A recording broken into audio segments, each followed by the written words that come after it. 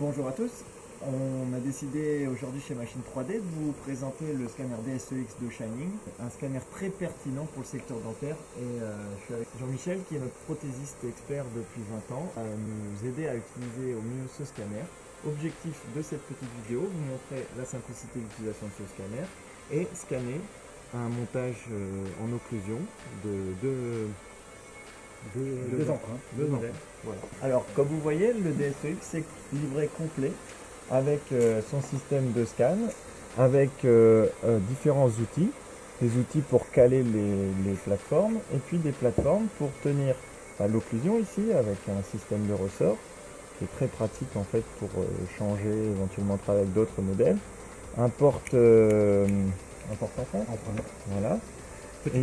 Petite empreinte, et ici un porte dice, donc à chaque fois avec un système très intuitif d'aimant qui nous permet de positionner sans se tromper les éléments avec lesquels on travaille. Voilà. Ok. Donc objectif de la session, on a dit scanner ceci. Donc ici c'est un ensemble. Donc on est dans le logiciel fourni avec le scanner. Donc on place l'ensemble. On le met bien au fond, bien rentré. Alors voilà, on le met bien au fond. Placé. On remplit tous les champs automatiquement. On va activer ici le bouton scan. Ouais. Donc là, on voit bien que c'est pas activé. Comme on a que des empreintes simples, on va prendre un modèle sans séparation. Et comme c'est un modèle en plâtre, voilà. Ouais. Comme c'est un modèle en plâtre, pas de dents à mettre dans le die, on va sélectionner n'importe quelle dent, on va dire du jour. Et là, on voit notre bouton qui s'active. On peut lancer la préparation. Vous voyez en haut à gauche, il y a la caméra qui détecte l'objet. Voilà. Et il nous demande d'insérer la mâchoire complète. Voilà. Et on a cliqué suivant. Donc il prend ses points.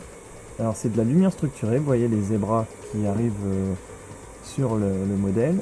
Et étape par étape, vous voyez sur l'écran de Jean-Michel se reconstituer l'ensemble de la prise de mesure. Alors là, on a une première image qui est le positionnement de l'occlusion. Voilà. Et là, c'est au moment où tu dois marquer la séparation, c'est ça? Voilà. Ici, c'est la hauteur de coupe. En fait, c'est la hauteur de coupe.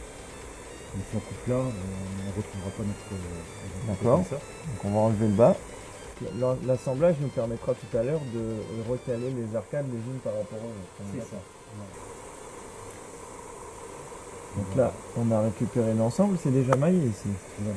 Alors, il n'y a pas le remplissage du trou, mais non, à la limite, c'est juste pour l'assemblage. Voilà. Okay. Donc on continue. On continue. Et là, il nous demande la mâchoire inférieure. Donc là, on récupère notre montage. Et on va garder... Donc là, on avait mis de la cire pour pouvoir... donc il faut bien l'enlever parce que sinon ça laisse des trous. Donc maintenant, on met la partie inférieure. Tac.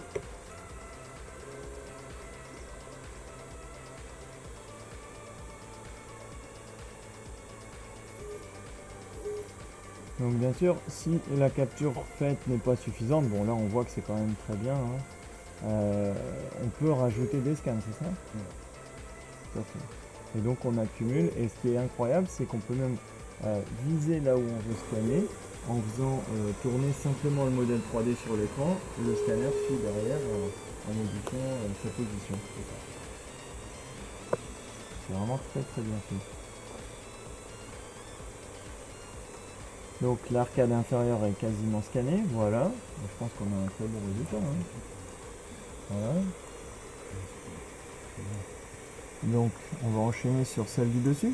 Donc là je prends l'inférieure, je la remplace par la supérieure. Voilà. Donc on peut régler hein, sur le dessus si jamais on a des mâchoires un peu plus grandes ou des systèmes différents, c'est ça? Donc là on est bien positionné. Donc au total on a une trentaine de secondes par arcade. Et l'ensemble prend à peu près 2 minutes 30 quoi, si on le fait rapidement. Donc vous voyez le résultat de la supérieure, elle est vraiment parfaite. On voit bien les détails du palais là. C'est bien. Voilà. Donc ici, admettons qu'on veuille prendre encore un peu plus de détails au niveau... donc les données complémentaires du scan viennent en vert. Voilà. Ok, donc on va continuer. Et maintenant, l'objectif, c'est de réaligner le dessus avec le dessous. Et c'est à ça que nous a servi le scan d'occlusion. Voilà.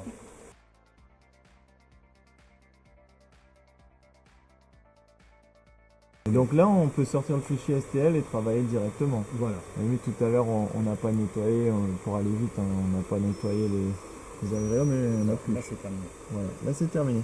Donc là, on va rouvrir le cas à la limite avec Windows. À la limite, si c'est du STL, ça devrait marcher. Ils sont bien positionnés, donc ça veut dire que même l'origine, elle est bien référencée, quoi. Bon, bien sûr, on peut refermer les modèles pour les imprimer en 3D. Voilà. Donc voilà, j'espère que cette petite vidéo vous a fait plaisir, vous a permis de découvrir le scanner dans ce qu'elle a de plus simple, son côté très pratique, et puis vous aurez envie du coup d'en savoir plus. Donc c'est là, c'est pour vous, et on voulait vraiment vous faire partager notre satisfaction devant ce produit. À bientôt.